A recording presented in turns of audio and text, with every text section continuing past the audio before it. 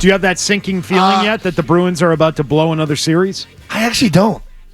I don't. Because I think they got caught sleeping last night at the beginning of this game. They had their ass kicked at the beginning of this game. How do you get caught sleeping? Because I think you look at it and you're like, okay, we're in control of this series. They're just a bunch of bitches over there complaining about everything, inner fighting, the coach calling out Marchand publicly in the press. High-end talent. This is pressure's on them. We went up there. We're leading 3-1. We're coming back home. We're playing at home in front of our home crowd.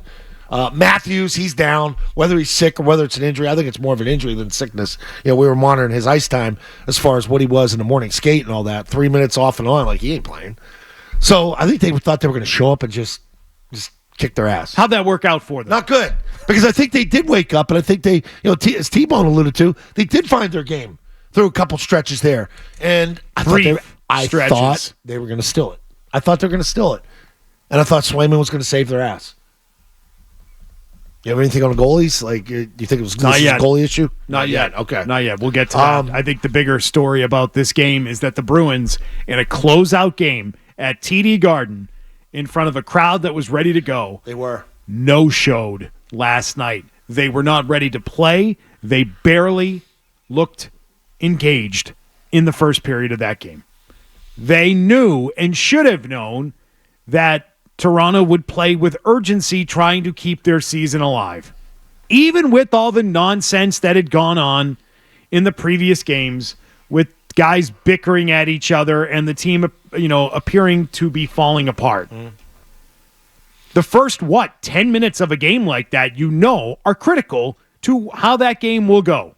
You have to know that. Like, they're going to give you that last desperate effort. They were talking about it. They knew this. You know how they had to get out to the good start. You want to step on their throats in that situation. The first 10 minutes of a game like that are critical to the night.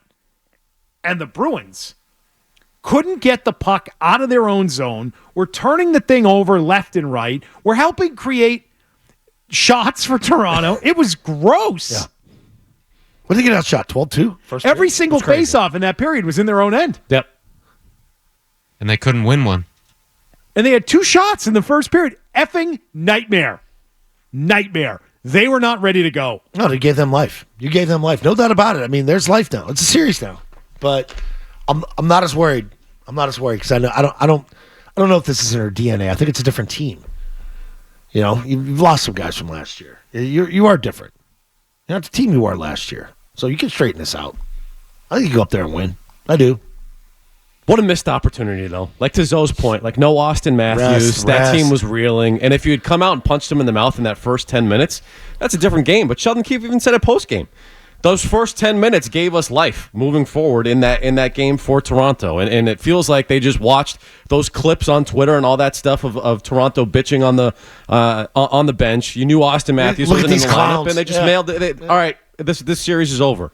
And now you just open the door and you're going back to Toronto for Game 6. It's crazy.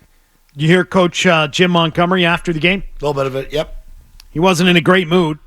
He shouldn't be. He was often critical of his team in this press conference. He take any responsibility upon himself at all? Or should. Sort of relate it all in the team, huh? That's the way it felt to me. I know we're in the moments right after the game, but do you have any explanation? Were you taken by surprise by just kind of how flat the guys came out? Like for the start of the game, or are you talking overtime? The start of the game. Again, we just weren't good enough.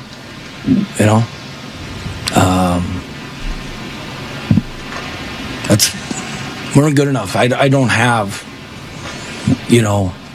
something to give you that's concrete that what led to our slow start. Besides, Toronto was better than us. Yeah, Monty didn't have a great night. Thanks, Coach. Wow.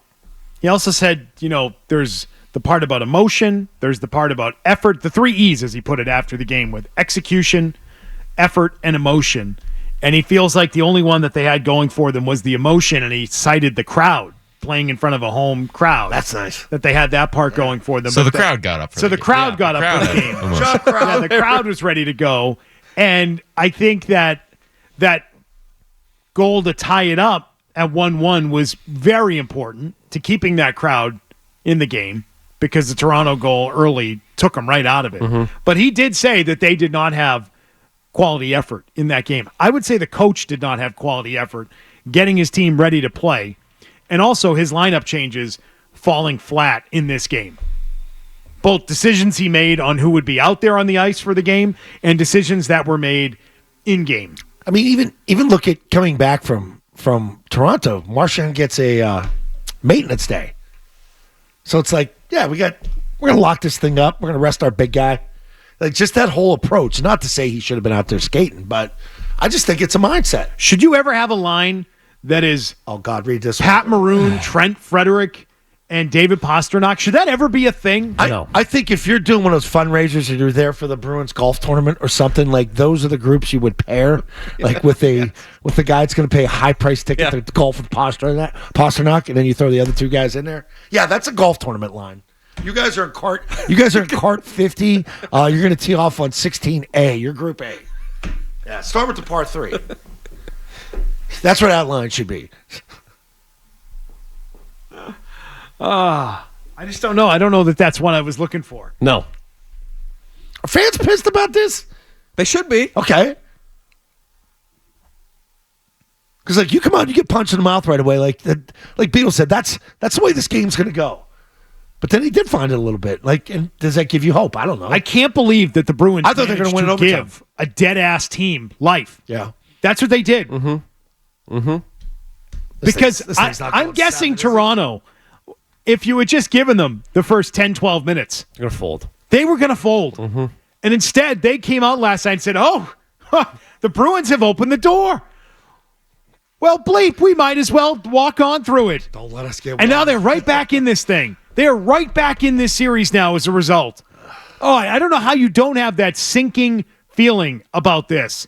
And now you've got more questions about the lineup and who is in and who is out going into the next game.